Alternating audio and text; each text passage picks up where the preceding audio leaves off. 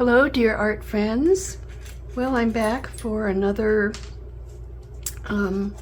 edition, if you want to call it that, of my art journal flip-throughs, and the whole purpose of this is to hopefully or maybe introduce you to some techniques and methods and so on, or products even, for art journaling or mixed media in general that you are not familiar with. So I hope this inspires you and is helpful in some way. And there goes Mr. Nicky.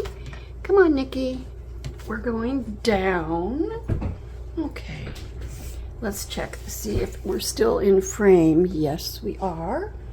Alrighty, so this is my third art journal, and we're going through the second set of 4 spreads today. So last time we did this, and this. And today we're going to start with this one. So this piece was so rewarding to work on because, you know, I didn't really have, I had a concept, which was that I wanted to do these birds as little fairies, and they would be in the forest. But beyond that, really, I didn't have anything in particular in mind. And this is pretty much purely paint work. The only collage on it is this little piece of text here in the frame of rice paper and so on. So I started with just painting the background, sort of mid-tone foresty colors, blues and greens, and actually they're a little fanciful foresty colors because there's a lot of turquoise in here and there's some purple, and the greens maybe are a little bluer than what one would actually see out in the forest. But I just started with paint, kind of randomly putting it on, and then I went from there to drips and drabs and spatters and so on. So the drips, I used acrylic ink, and I dabbed it. I used a dark green, dabbed it along the top here kind of randomly, tipped my page, encouraged it to move down the page, and just proceeded with that until I felt like I had enough. So there's quite a bit. There's quite a bit of these drips, kind of viney branches hanging down on both the left and the right. And for whatever reason, I think maybe just intuition, I left the central part. It's actually not the actual center. The center's right here in the seam, but a little left of the center, I left a lighter area. Then I decided to draw the main branches in. Those are the branches that the birds are sitting on, and sketch in the birds. Now, these are not a particular known species. I've called them blue-crowned fay sparrows, which of course don't really exist. So they have their wings, as birds do, and they also have antennae, which are painted on. So once I got the birds sketched in, I returned to the background and just added more and more stuff until I felt that it was dark enough and interesting enough. There's blobs of alcohol ink. I think the purple also is alcohol ink, but there's some little bit of rose in here, and there's aqua and green and so on. Just really mixing it up with the colors in the background. And as I was working, I did not go all the way out to the edge, and I didn't try any particular, I didn't try to make it even. It's just whatever it turned out to be. So then back to the birds, and I went ahead and I colored them in. They have blue crowns on them. The blue is actually a metallic acrylic paint that's a beautiful turquoisey blue, and I use that same color and also more of a silvery color for the border. Now, what I did first before I did the border was I went around with my black pen. I just made a really uneven line. And then I used that line as my guide for painting the metallic border. Once that was done, I went back to the pen and I painted more branches around the original branch. So it's like a intertwined vine sort of. And used ink work to put some more branches in coming down from the top with little tiny leaves, and perhaps did a little more work on these, on the branches that they're sitting on. There are a couple leaves, these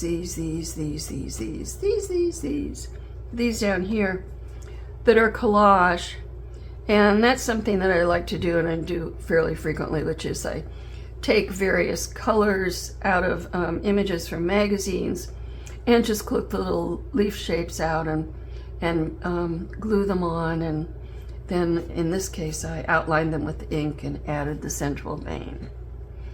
So after that, spatters, more spatters. And once I started doing that, well, back to spatters for a minute. So when I did the birds, their crowns are this blue, this turquoisey iridescent blue, but their chests are peach. And peach is kind of an opposite color to blue-green. And I always like, not always, but often, very often, like to use a complementary color to my main color for accents, because I think that really brightens up the piece, makes it more interesting.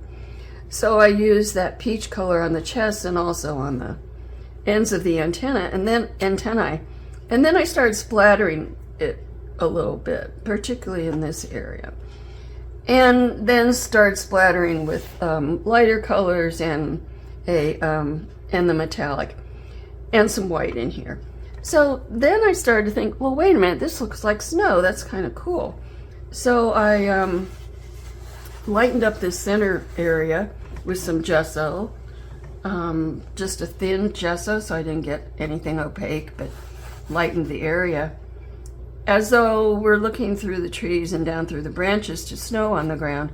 And so I drew in and painted a couple tiny birds down there. This area was pretty open, and so I decided to add a little bit of text. Blue-crowned fay sparrows, an unseasonal snowfall in the forest of fairies. And this is just done on a bluish clipping from a magazine with some gesso over the central part, which made a better background for my penned in text. The edge of the blue has a little bit of alcohol ink to sort of age it. And then before I put that down, I put this rice paper down, which the little things of, I don't know what this is, the little shreds of stem, I guess, from the rice is pretty opaque, so the background doesn't show through there, but where there aren't those little bits, it's a little more translucent, or it is translucent, and you can see the background coming through that in a way, and then this is on top of it. So I really like this one. I like the colors, I like the subject, I like the mood, and I think what really made it was this area in the middle, which is the snow, and it just happened. The process of not really knowing where I'm going, each step led me to the next, and I really love working that way. So much for blue-crowned fay sparrows. Now the next one, I wanted to draw a unicorn. Who knows why? So I drew this unicorn on paper, sprayed it with fixative, because when it's used in collage, the adhesive which goes over it as well as under it is water-based, and that can run the pencil. So I fixed it first, and then I cut it out very carefully and set it aside because I knew that was going to be the main point of this spread. And I think it was partially inspired by clippings that I cut out of probably a Victoria magazine of old ruins. And so I put those down, well, some paint, a little paint in the background first. And then these clippings. There's a clipping here of a very formal medieval style garden, a knot garden. And with those things down, still without the unicorn, I started working more on the background. So these trees are drawn in, they're drawn with pen and ink, and they are extensions of what was in the original clippings. And you can see the same thing over here. Here's the clipping. These are trees actually from the clipping, and then these trees here are in with pencil. So that's something I like doing also, starting with the clipping and then adding to it, extending it with my own work. When I had these branches in, I noticed that they were kind of defining these negative spaces, and I decided, okay, I like that. I'm going to emphasize that. And they sort of seem to go kind of in layers. And the lower ones I painted lighter, the middle ones more in middle tones, and the darker ones in darker tones, and then added some of that dark here in the background with probably with alcohol ink. This is a drip of white acrylic ink, nice and opaque. What else can I say? Some spatters. I like spatters a lot. I decided I wanted a border across the bottom, and since this has the medieval theme, I decided I would like to try and do some medieval type florals like you might see in tapestry. So I did a bit of research on that, put in a border. I think it's a collaged border just with this nice color, and then drew in these different flowers and painted them. So to sort of settle the piece even more, I did ink work along here, vine and leaves, and that's repeated. That motif is repeated back here with a gold pen that only shows when the light is coming at a certain angle. And I used some more gold, although not the gold pen, but gold paint, just a few splotches in the background. Here's a gold spiral. I love spiral. Oh, and before that, you can see the flowers are going over the unicorn. So I would have glued the unicorn down and also added some paint to him, the eyes and the shadows, before I did the flowers. The final step. Who can resist putting a diamond necklace on a unicorn? So this is a little bit of cup chain that's glued on, rhinestone cup chain. So this one was very, very fun to make, and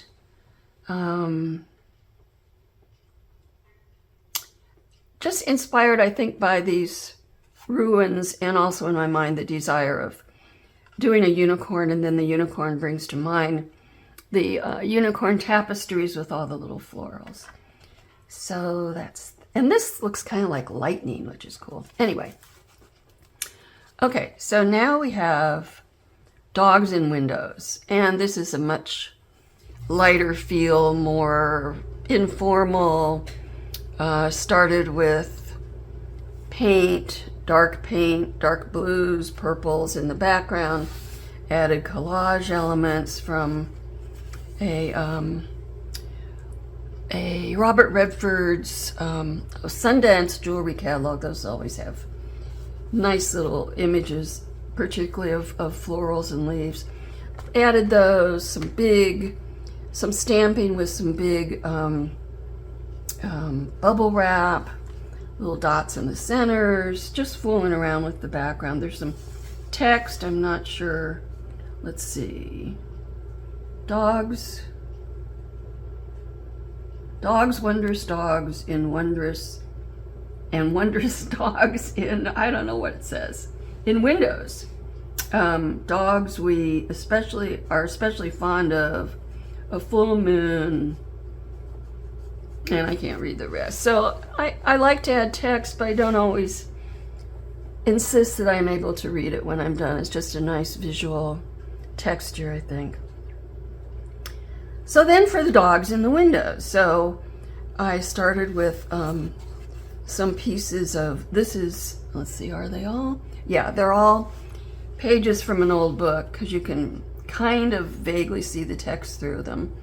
And then I put gesso over them, and in this one, more gesso in the middle. So the gesso obscures the text from the book page, but still allows that texture to show through. And then I added some wash of color, repeating colors that were in the background, but more subtle, and drew my dogs with a pen. Added just a little bit of color here and there, some line work around them. Oh, and I should have mentioned that before I glued the book pages down, I used a wonderful border paper punch to create this lacy effect on edges of my border. And then I used a white Posca pen, which is an opaque paint pen, to add more of that lacy effect here and there. So another fun piece, I have no idea what it means. It doesn't really mean anything. Dogs howling at the moon, I guess, but they're not all howling. Just like I said when I started talking about it, a fun piece, more casual than the previous one with the unicorn. And then this one, this is a departure for me because although, of course, butterflies are animals, they're kind of, sort of animals. Of course they're animals, but they're insects. They're not fuzzy, furry animals with expressions and so on, or much body language either, since they don't flex their bodies much. But in any case, for whatever reason, I decided, okay, I think I will do some butterflies. And I had some stamps, and that was probably the beginning of the inspiration. So the color palette came probably from here, and I just started messing around in the background with paint, with scraping, scumbling, splotching, just various ways of making a mess, but a nice, colorful, interesting mess. And the color range is pretty wide, green, blue, but also some orange and pink. And, oh, let's see. Oh, I'm seeing something now. So the background here, this is actually a big rectangular paper doily like you can use for a placemat. So I started with dark paint around it, collaged that on, and then continued with the paint. These leaves are like in the first spread we looked at today, where they're cut out of plain color magazine images and then glued on.